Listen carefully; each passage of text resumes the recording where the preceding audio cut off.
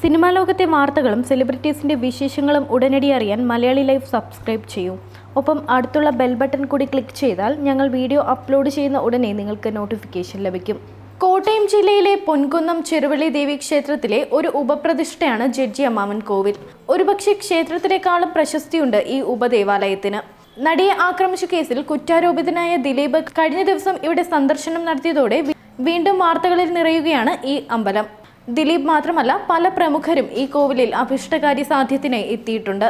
കോവിലിലെ ഐതിഹ്യങ്ങൾക്കൊപ്പം കൗതുകകരമായ കാര്യങ്ങൾ ഇനി അറിയാം. കോട്ടയം പൊൻകുന്നത്തുള്ള ചെറുവള്ളിയിലെ ജഡ്ജി അമ്മാവൻ കോവിൽ പല പ്രമുഖരും എത്തി തൊഴുതുമടങ്ങാറുള്ള സ്ഥലമാണ്. പലപ്പോഴും വാർത്തകളിൽ നിറഞ്ഞിട്ടുള്ള കോവിലിൽ പ്രതിഷ്ഠിക്കപ്പെട്ടിരിക്കുന്നത് തിരുവിതാംകൂറിലെ ജഡ്ജിയായിരുന്ന ഗോവിന്ദപിള്ളയാണ് എന്നാണ് വിശ്വാസം.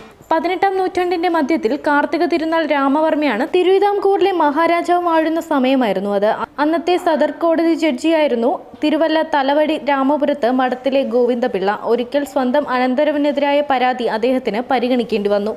അന്ന് ബന്ധുവാണെന്ന പരിഗണന പോലും നൽകാതെ വധശിക്ഷയും വിധിച്ചു. എന്നാൽ കേസ് കെട്ടിച്ചമച്ചതാണെന്നും നീതിയല്ല നടപ്പായതെന്നും പിന്നീട് ഗോവിന്ദപിള്ള അറിഞ്ഞു. കുറ്റബോധം വേട്ടയാടിയ അദ്ദേഹം രാജാവിന്റെ മുന്നിലെത്തി.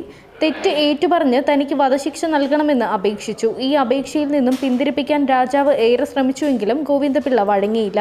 ഉപ്പൂറ്റി മുറിച്ച ശേഷം രക്തം വാർന്ന് മരിക്കും വരെ തൂക്കിലിടണമെന്ന് ഗോവിന്ദപിള്ള സ്വയം വിധി എഴുതി. തുടർന്ന് രാജാവ് ശിക്ഷ നടപ്പാക്കാൻ നിർബന്ധിതനായി. പക്ഷെ ഗോവിന്ദപിള്ളയെയും അനന്തരവന്റെയും ദുർമരണത്തിന് ശേഷം നാട്ടിൽ അനിഷ്ട പൂജകളും ഉണ്ടായി തുടങ്ങി. ഇരുവരുടെയും ആത്മാക്കളെ കുടിയിരുത്തി ദോഷപരിഹാര പൂജകൾ വേണമെന്ന പ്രശ്നവിധിയിൽ തെളിഞ്ഞു. ഗോവിന്ദപിള്ളയുടെ ആത്മാവിനെ മൂലകുടുംബമായ ചെറുവള്ളിയിലെ ദേവീക്ഷേത്രത്തിൽ കുടിയിരുത്താനും അനന്തരവനെ പനയാർക്കാവിൽ കുടിയിരുത്താനും തീരുമാനിച്ചു. ചെറുവള്ളിയിൽ ഗോവിന്ദപിള്ളയുടെ പ്രതിഷ്ഠ നടത്തി. പിന്നീട് ഗോവിന്ദപിള്ള എന്ന ജഡ്ജി അമ്മാവന് 1978 ഉപദേവാലയവും പണിതു.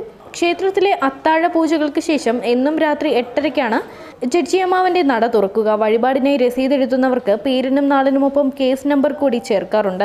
വഴിപാടുകാരന്റെ രസീതിലെ ഈ നമ്പർ കൂടി പേരിനും ജന്മനക്ഷത്രത്തിനുമൊപ്പം ജപിച്ചാണ് പൂജാരി അർച്ചന നടത്തുക. ഇവിടെ എത്തി ന്യായം നടക്കാൻ പ്രാർത്ഥിച്ചാൽ അത് കിട്ടുമെന്ന് തന്നെയാണ് നാട്ടുകാരുടെ വിശ്വാസം. ഇവിടെ പൂജ നടത്താനും പല പ്രമുഖരും എത്തിയിട്ടുണ്ട്. സോളാർ കേസിൽപ്പെട്ട സരിത എസ് നായർ, ഷാലുമേനോൻ, വാതുവെപ്പ് കേസിൽപ്പെട്ട ശ്രീശാന്ത് എന്നിവർ പ്രമുഖരിൽ മുൻപന്തിയിലാണ്. ശ്രീശാന്ത് ഈ കേസിൽ നിന്നും കുറ്റവിമുക്തനാക്കപ്പെട്ടിരുന്നു.